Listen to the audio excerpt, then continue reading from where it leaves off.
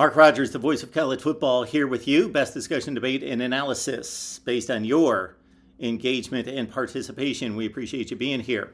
We typically focus on what's going on the field, but similar to what happened earlier this week with Michigan State head football coach Mel Tucker, what happens off the field many times impacts what goes on the field and within the structure of the game and the landscape of college football. And something caught my eye today for two different reasons. One is that it was Pat McAfee going live, and he had 85,000 viewers at the time.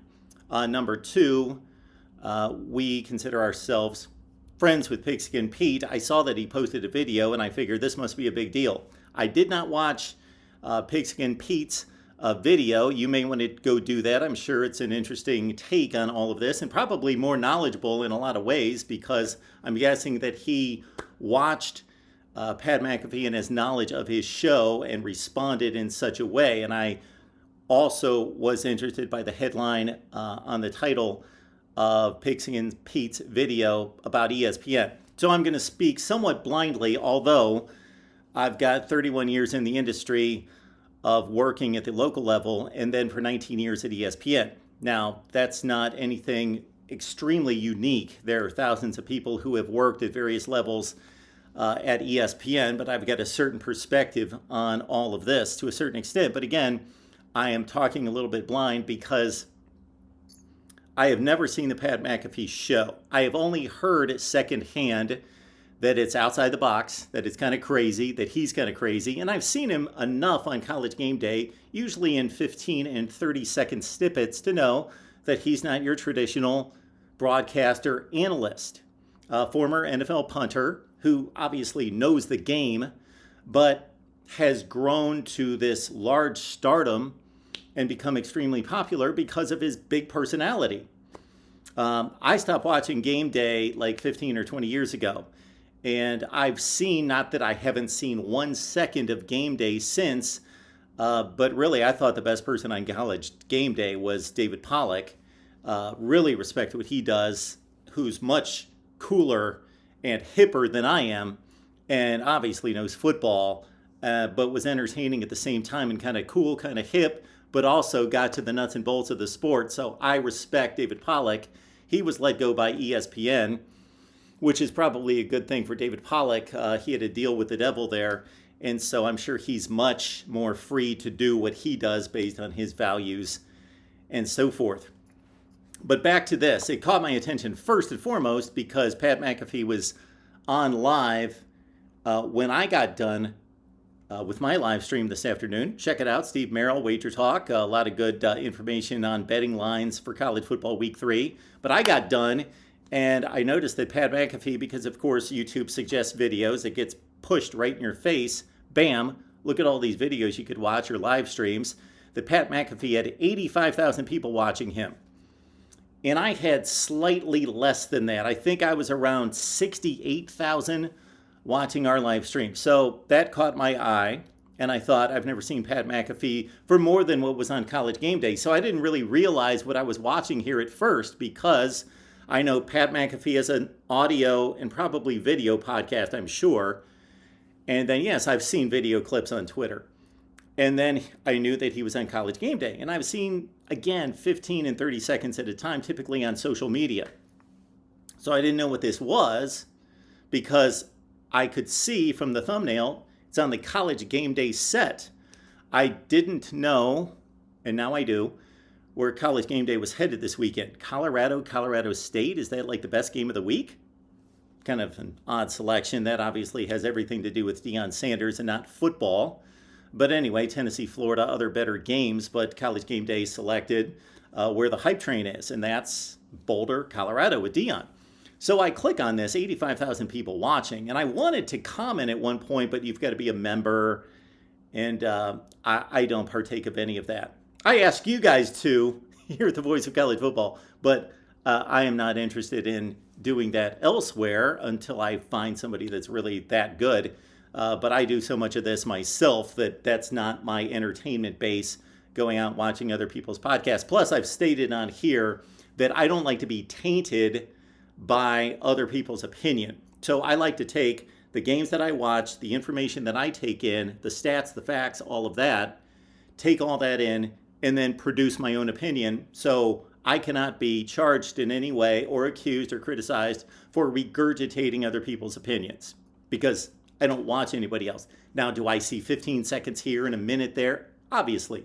Feinbaum, Herb Street, whoever I see from time to time for a minute. Klatt is a really good commentator, obviously. So anyway, I click on this, and it's the game day set, but it's the Pat McAfee show. That's what it says on the thumbnail, on the title. And I only watched this thing for about 30 seconds. Deion was on, and these two were just freaking patting each other on the ass the whole time. So it was a bit sickening to me, talking about, going back and forth about how great each other, each person was. So that doesn't interest me. I've got better things to do. So I couldn't hang with it. And I know the guy is tremendously popular, and he's probably entertaining and all of that. He's got to be to have that kind of following. But I value my time more than that. So 30 seconds of saying how great Deion is and Deion saying how great Pat McAfee is. Okay, I'm done. I'm out. He gave him a gift. That was it. So then I noticed that later, a couple hours later, I think, that Pigskin Pete produced a video, and he had ESPN in the title. So I thought, okay. Oh, it kind of struck me. Okay, I know Pat McAfee's on College Game Day. I know that there are layoffs at ESPN involving a lot of top talent, David Pollack in particular, and others that don't come to mind right this second, and that they gave Pat McAfee some ungodly sum of money because he's probably worth it. I guess like Joe Rogan in the greater sphere of global podcasting, who's so much bigger than any sports podcaster, obviously, that these guys are worth just ridiculous sums of money now in the podcasting world. So we know that ESPN's standards on air have changed through the years, just like the culture has changed. So basically, thinking that Disney and ESPN have standards, they really don't have standards and values. If you truly have values, they don't change unless you're presented with real information that would cause you to change your mind or your heart about something. So they run a business, and that's fine. That's not a criticism. They run a business, but they have purported to have like journalistic integrity and to have values. Well, that's a bunch of bull. At one point, their value was that they wouldn't show MMA. Well, they changed their values. Well, you really don't have convicted values. You don't have conviction if your values change based on the dollar. You're running a business. That's fine. Don't say that you have values and standards if you don't. So they changed their mind on MMA. They changed their mind on betting. It used to be, Brent Musburger used to have to circumvent the process and kind of sneak little jabs in there about the betting lines. The famous, that touchdown or that score is meaningful to some line. He had to say that because he couldn't come out and say it. And this was only 10 or 15 years ago. And I was at ESPN during this process of change where, we used to edit out comments about the betting line. And before you know it, within a couple of years, the betting line's everywhere. It's all over the place. And again, that's fine. They did it for business reasons, to make money. However, their values when it comes to other activism, other agenda items, other social issues, they seem to ignore the public, spit in their eye, spit in their face, and don't seem to make business sense. And we know that the Disney ESPN model is cratering for not just because they're doing a bad job, but because obviously we have direct-to-consumer access through streaming now. And the thing that keeps ESPN on the air is obviously that they have game rights and people want to watch the games. That's the most important thing. But you all can watch me. You can watch a zillion other people.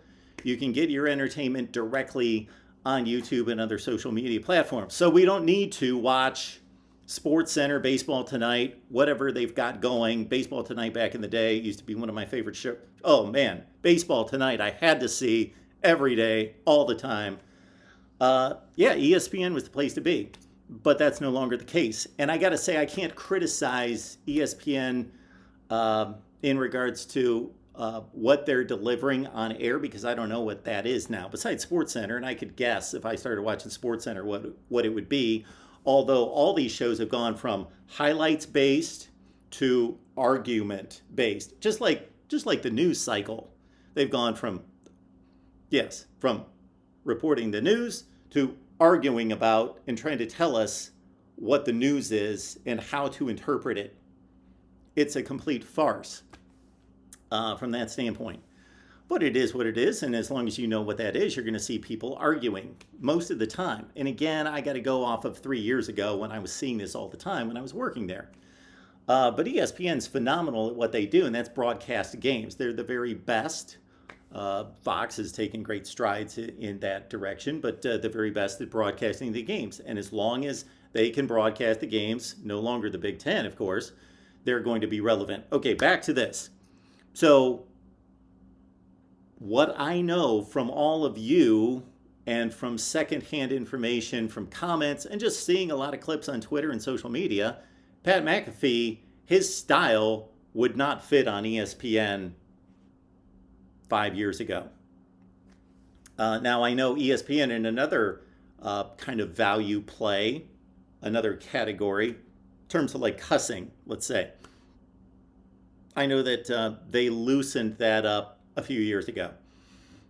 Before I left, well before I left. Like Scott Van Pelt used to get giddy about being able to say hell.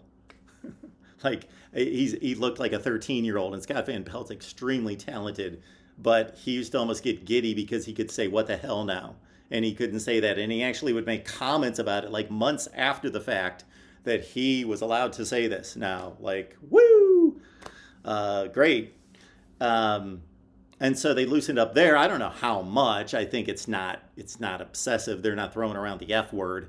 But I could tell from the 2 minutes that I saw of the Pat McAfee show. I think it's the Pat McAfee show on College Game Day set with Deion. You know, he's throwing around SOB and other things that would not have been allowed at another point. Whether that's good or bad, I don't know. I think it's kind of classless, but that's fine. It's not a big deal. I don't mind people cussing on my show, contrary to popular belief. I just don't want a stream of profanity on my shows. That's just my own personal value system that I'm not going to hold people to this regimented. You can't say anything. You can't cuss at all. I've just determined, this isn't right or wrong, that that's not reasonable for me to demand that. I don't demand it from myself. I let a cuss word slip once in a while. It's not a big deal. Who cares? But I don't, stream profanities and don't allow the people that are on my shows to do the same. So I just find it interesting. This is less about Pat McAfee because, again, I don't know if that he's good. I'm not going to criticize him in any such way because I don't know if he's entertaining or not. He must be extremely entertaining to hold that kind of audience. I don't know if it's my cup of tea or not because I'm not in that world to find out.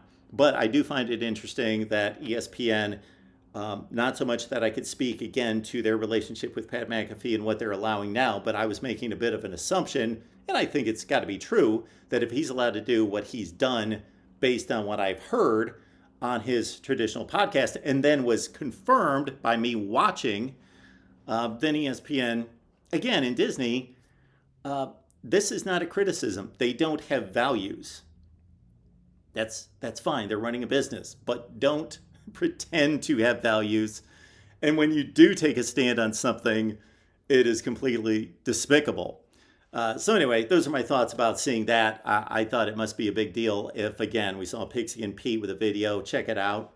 And also Pat McAfee with 85,000. It might have been more than that. That was just during the time that I was on. 85,000 people watching at, I think he had to be a $2 member just to comment in the chat. So he's picking up some money. In addition, maybe that goes to ESPN, and then maybe they just pay his I don't know if this is correct. This is stuck in my brain. 17 million that he's making. So anyway, my thoughts about the latest in sports media. Maybe I should comment on this more often. I certainly have my opinions on who's good, who's not, and the plight of sports broadcasting, and certainly much different than when I first stepped into Bristol, Connecticut on the campus of ESPN in 2001. Much different than when I took my first broadcasting job in 1991. Yes, I'm a dinosaur. I get it. But enough of you enjoy the dinosaur here.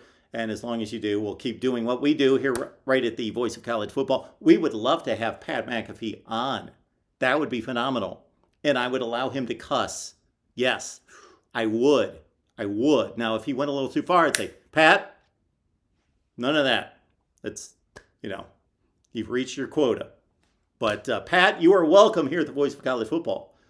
Actually, just about anybody's welcome here at the Voice of College Football. So we appreciate all of you. We will see you next time. We're going live after the Maryland-Virginia game. We're going to take your calls right here at the Voice of College Football.